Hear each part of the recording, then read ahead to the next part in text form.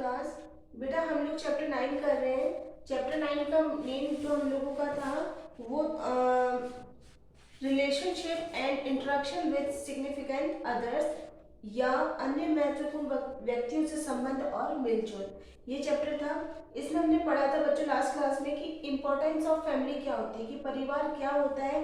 परिवार में वे व्यक्ति रहते हैं जो या तो आपस में जिनमें खून का संबंध हो, मतलब ब्लड रिलेशन हो, या फिर जिनकी शादी हुई हो, जो वैवाहिक संबंध से एक दूसरे से बंधे हो, वो सब परिवार में रहते हैं बच्चों। इसके बाद हमने इसका इंट्रोडक्शन पढ़ा था, परिचय, कि परिवार जो होता है वो हमारी जितनी भी नीड्स होती है, जितनी भी हमारी आवश्यकताएं होती है उसको कंप्लीट करती है। हमारी फैमिली में रहकर ही हम अपनी सारी आवश्यकताओं को पूरा कर सकते हैं।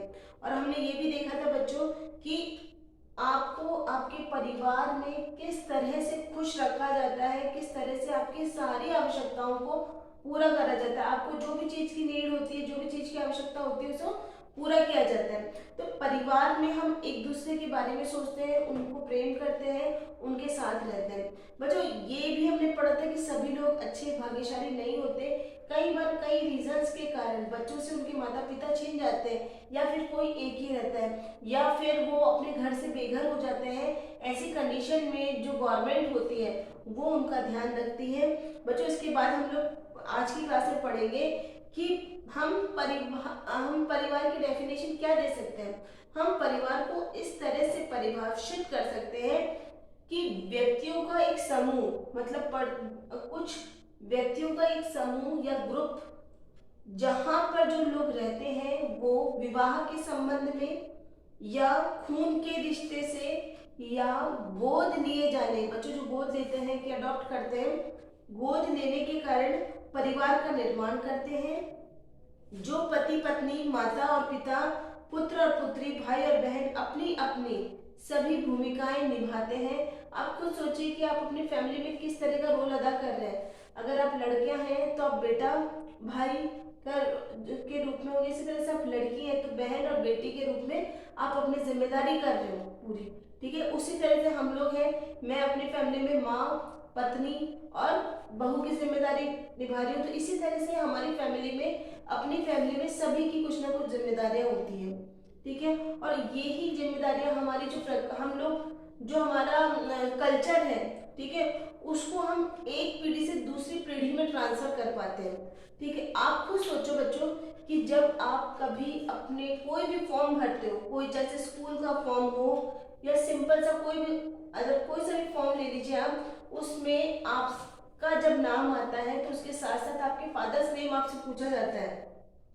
कि परिवार के मुखिया का क्या नाम है। बच्चों किसी भी तरह का, जैसे आप अपने राशन कार्ड को देख लीजिए या बिजली के बिल को देख लीजिए, जो भी है उसमें परिवार के मुखिया का नाम आता है। तो उसमें लिखना होता है खुद के नाम पर। आप कभी खुद सोच करके देखना आपका नाम क्या है, आपके नाम के साथ जो सरनेम जुड़ा है, ठीक है, वो क्या है सरनेम। सरनेम में बच्चों एक्चुअली में क्या होता है कि सरनेम पूरे परिवार का एक ही होता है, ठीक है। अब कई बार क्या होता है कि मोस्ट प्रोबेबली अपने इंडिया में या अपने राजस्थान में मैंने यही देखा है कि पिता के परिवार का ही नाम चलता है, ठीक है। आप लोग सब अपने फादर्स के सरनेम को अपनाते हो और आपके घर में मुखिया का नाम फादर्स नेम ही होता है। लेकिन अगर आप कहीं साउथ वगैरह में चले जाओगे या कहीं जनजातियों में जाके देखोगे तो वहां पर दूसरा जो नाम होता है वो माता के परिवार का नाम भी जोड़ा जाता है। मतलब कि ये हुआ कि हम जो परिवार अपनी पहचान के लिए पिता के नाम का उपयोग करते हैं वो पैटर्नल या पितृवंशीय कहलाते हैं।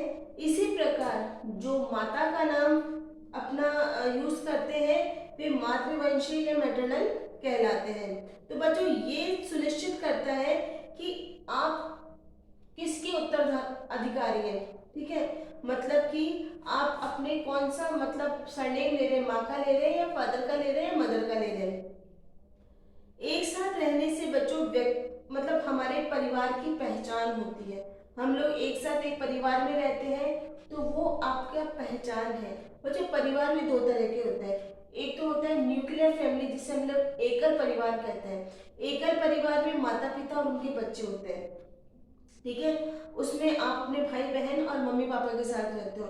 सेकंड जो होता है बच्चों, वो बहुत बड़ा परिवार होता है, उसको हम लोग न्यूक्लियर फैमिली तो छोटा परिवार होता है, ज्वाइंट फैमिली को हम लोग संयुक्त परिवार कहते हैं। ज्वाइंट फैमिली में दादा दादी, चाचा चाची और आपके जो जैसे उनके कजिन्स वगैरह हैं, उनके बच्चे हैं, वो सब अविवाहित बच्चे, विवाहित बच्चे सब साथ साथ रहते हैं। तो कई बार परिवार मतलब संयुक्त परिवार का आकार जो होता है बहुत बड़ा होता है। ज्वाइंट फैमिली में माता पिता के अलावा अन्य वयस्क भी होते हैं, ठीक है। मतलब आपके मम्मी पापा के साथ साथ आपके दादा दादी भी होंगे, उसमें चाचा चाची भी होंगे, ताऊ ताई भी होंगे, तो ये सब, या भैया भाभी भी होंगे। तो ये जो होता है, ये हमारी ज्वाइंट फैमिली बहुत बड़ी हो जाती है। और इसमें कई बार क्या होता है बच्चों कि इसमें सारे काम और जिम्मेदारियां बटी हुई होती है, ठीक है। और इसमें बच्चों की खास तौर से देखभाल जो होता है वो बटी हुई होती है कि किस तरह से हमारे को हमारे बच्चों को पालना है।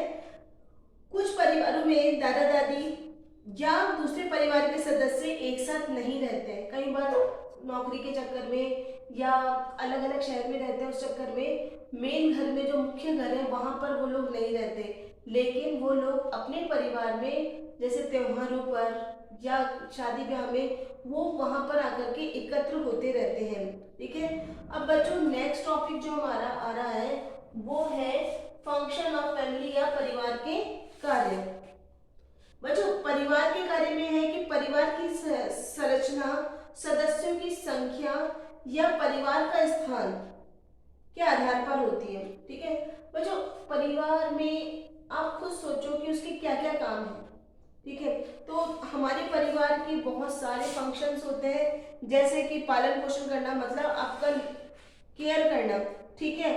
तो इसमें क्या होता है बच्चों, पालन पोषण में क्या होता है कि सभी परिवार और मम्मी पापा जो बच्चों संतान उत्पन्न करने का जो काम होता है, ठीक है, मतलब हमें अपनी जैसी पीढ़ी उत्पन्न करना, ठीक है। बच्चों ये काम सभी जातियों में होता है, चाहे सब एनिमल्स हो, हम लोग हो, तो हम अपने जैसे जो जीव उत्पन्न करते हैं, जो बेबी उत्पन्न करते हैं, उसके लिए आपको सबसे बड़ी परिवार की जरूरत होती है। इस हमारे संबंध को वैधानिक मान्यता या सामाजिक मान्यता मिल जाती है। अगर मियाँ बीवी साथ रह रहे हैं तो उनको किसी भी तरह का कोई गलत काम नहीं कर रहे हैं। तो सभी परिवार दंपति के जीवन यापन, संतान उत्पन्न करने और वंश को आगे बढ़ाने के लिए, ठीक है, हमारे को मेन आधार हमारा परिवार होता है। अपने बचपन को आप लोग याद कीजिए तो आप लोगों को लगेगा कि सभी परिवार अपने बच्चों की आवश्यकताओं का ध्यान रखते हुए उनका पालन पोषण करते हैं। जो भी आप लोगों की आवश्यकताएं होती हैं, जो भी जरूरत होती है, उनको पूरा हमारी फैमिली में किया जाता है। अपनत्व की भावना, ठीक है, आप लोगों की कि आप हमारे हो, हम आपसे बहुत ज्यादा प्यार करते हैं, आपके लिए आपका परिवार कुछ भी कर सकता है और आप भी अपने परिवार के लिए कुछ भी कर सकते हो। तो ये जो फीलिंग आती है ये सिर्फ हमें हमारी फैमिली से मिलती है। जैसे जैसे हम बड़े होते जाते हैं तो बच्चों आप ये मत सोचना कि आपके मम्मी पापा आपको प्यार नहीं करते, लेकिन अब बताने का ढंग अलग हो जाता है। आपकी वो वही केयर होती है जब आप छोटे थे, उतनी ही केयर इस समय भी होती है। एक किशोर लड़के को पालन पोषण की आवश्यकता, हम ये नहीं सोच सकते कि बच्चा जैसे आप बड़े हो गए हो तो आपके लिए कोई किसी चीज का ध्यान रखने की जरूरत नहीं है, ऐसा नहीं है बच्चों। हाँ, इस समय भी आपको स्नेहपूर्ण परिवार की, ठीक है, जो आपका लुक आफ्टर करे, जो आपका ध्यान रखे, उसकी आवश्यकता होती है। उसी तरह से बच्चों हम सबको ये रहता है कि हम अपने परिवार के सदस्यों को खूब प्रेम करें और उतना ही प्रेम हमारे को मिल सके, ठीक है बच्चों। आज की क्लास में हम इतना ही करेंगे, नेक्स्ट क्लास में इसके आगे के टॉपिक्स करेंगे।